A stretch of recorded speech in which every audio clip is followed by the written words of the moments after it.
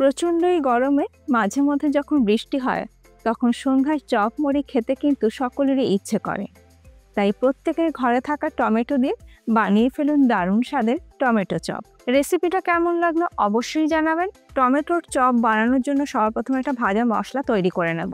তার জন্য ফ্রাই প্যানের মধ্যে আমি দিয়ে দিলাম 1 টিস্পুন গোটা ধনে, গোটা জিরেও দিয়ে দিলাম 1 টিস্পুন, একটি তেজপাতা ছিঁড়ে নিয়ে দিয়ে দিলাম 2টি ছোট এলাচ, ছোট এক টুকরো দারচিনি দিয়ে দিলাম, শুকনো লঙ্কা দিলাম 3টি, লবঙ্গ দিয়ে দিলাম 3টি। গ্যাসের ফ্লেমটাকে লোতে রেখে 1 থেকে 2 মিনিট গোটা গরম মশলাগুলোকে একটু ড্রাই রোস্ট করে নেব। খুব বেশি সময় ধরে কিন্তু ড্রাই রোস্ট করবে না, তাহলে মশলার যে সুন্দর গন্ধটা থাকে সেটা কিন্তু নষ্ট হয়ে যাবে। মশলাটা থেকে সুন্দর একটা গন্ধ বেরিয়েছে, মশলাটা আমার ড্রাই রোস্ট করে নেওয়া হয়ে গেছে। গ্যাসের ফ্লেমটাকে আমি বন্ধ করে দিলাম। এবার এই গোটা গরম মশলাগুলো একটা প্লেটের মধ্যে ঢেলে নিয়ে ঠান্ডা করে গুঁড়ো করে নেব। এরপর চপের জন্য ব্যাটারটাকে তৈরি করে নেব। তার জন্য ছাঁকনির মধ্যে দিয়ে দিলাম 1.5 কাপ পরিমাণে বেসন। বেসন যদি চেলে নিয়ে ব্যাটারটাকে তৈরি করা হয় তাহলে ব্যাটারের মধ্যে কোনো রকম বড় দানা থাকবে না, ব্যাটারটা খুব সুন্দর স্মুথ তৈরি হবে। চেলে নেওয়া বেসনের মধ্যে দিয়ে দিচ্ছি স্বাদ মতো নুন, হলুদ গুঁড়ো দিয়ে দিলাম 1/4 টিস্পুন, আর দিয়ে দিলাম 1/4 টিস্পুন লঙ্কা গুঁড়ো। আগে শুকনো উপকরণগুলো ভালো করে মিশিয়ে নিয়ে তারপরে অল্প অল্প করে জল দিয়ে ব্যাটারটাকে তৈরি করে নেব। ব্যাটারটা কিন্তু খুব বেশি ঘনও হবে না, আবার খুব বেশি পাতলাও হবে না। চপটাকে কোট করব এই রকম ঘনত্বের ব্যাটার তৈরি করে নিতে হবে। ব্যাটার আমার তৈরি করে নেওয়া হয়ে গেছে, এবার ঢাকা দিয়ে রেখে দেব।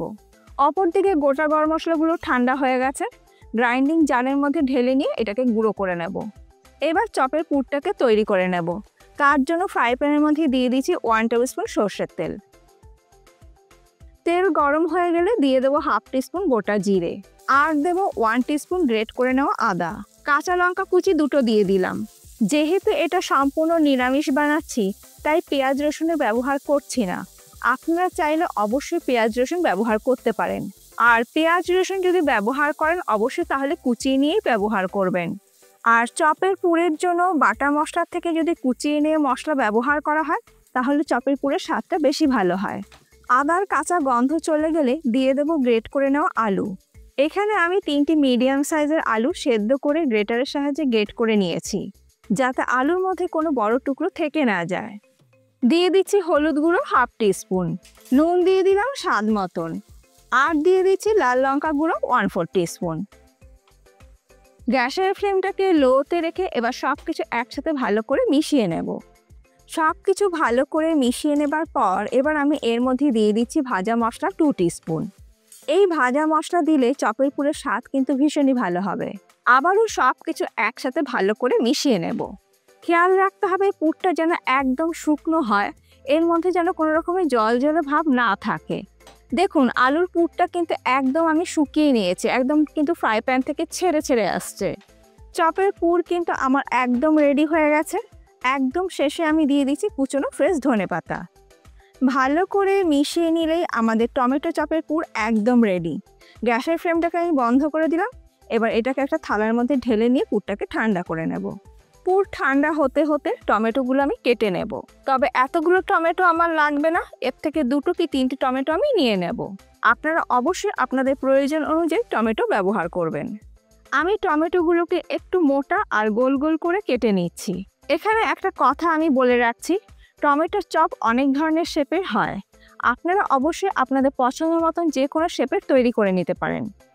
এখানে আমি 2টো টমেটো গোল গোল করে কেটে নিলাম। অপরদিকে আলুর পুরও কিন্তু ঠান্ডা হয়ে গেছে।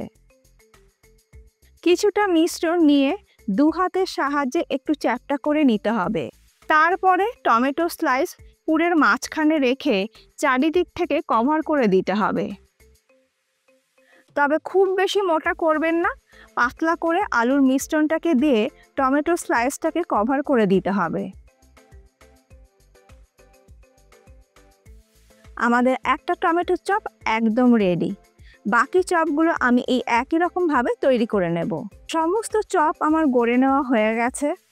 এরপর বেসনের এই ব্যাটারের মধ্যে দিয়ে দিচ্ছি 1/2 teaspoon baking soda. Baking soda দিলে চপের মধ্যে একটা এক্সট্রা কুড়মুড়ে ব্যাপার আসে, আর সেই কারণে চপ ভাজবার একদম আগেই দেবেন। ভালো করে মিশিয়ে নেবার পর এর মধ্যে দিয়ে দিচ্ছি চপ ভাজার একদম গরম তেলটা। এখানে আমি 2 টেবিল স্পুন দিয়ে দিলাম। যে তেলে চপ ভাজবো, তেল ভালো মতন গরম হয়ে গেলে ব্যাটারের মধ্যে আমি 2 টেবিল স্পুন দিয়ে দিলাম। ভালো করে মিশিয়ে নিচ্ছি। দোকানে দেখবেন তারা কিন্তু চপ ভাজার গরম তেলটাই কিন্তু ব্যাটারের মধ্যে ব্যবহার করে। এরপরে একটা টমেটো চপ নিয়ে ব্যাটারে ডিপ করে নিয়ে গরম তেলের মধ্যে ছেড়ে দেব। গ্যাসের ফ্লেমটাকে আমি মিডিয়ামে রেখেছি। হাই ফ্লেমে ভাজবেন না, হাই ফ্লেমে ভাজলে ভেতরে টমেটোটা কাঁচাও থেকে যেতে পারে। তাই মিডিয়াম ফ্লেমে ভেজে নেবেন, তাহলে ভেতরে টমেটোটাও কিন্তু একদম সুন্দর কুক হয়ে যাবে। তাই মিডিয়াম ফ্লেমে উল্টে পাল্টে টমেটো চপগুলোকে ভালো করে ভেজে নেব। আমাদের প্রথম টমেটোর চপ একদম রেডি। তেল ঝরিয়ে আমি তুলে নিচ্ছি। আর বাকি টমেটো চপগুলো আমি এই একইভাবে একই পদ্ধতিতে ভেজে নেব। ঘরে থাকা টমেটো আর আলু দিয়ে আজকে আমার এই টমেটো চপের রেসিপি আপনাদের কেমন লাগলো অবশ্যই জানাবেন। ভালো লাগলে বাড়িতে একদিন তৈরি করুন, আর আপনাদের কীরকম লাগলো সেই ফিডব্যাকটা কিন্তু অতি অবশ্যই দিতে ভুলবেন না।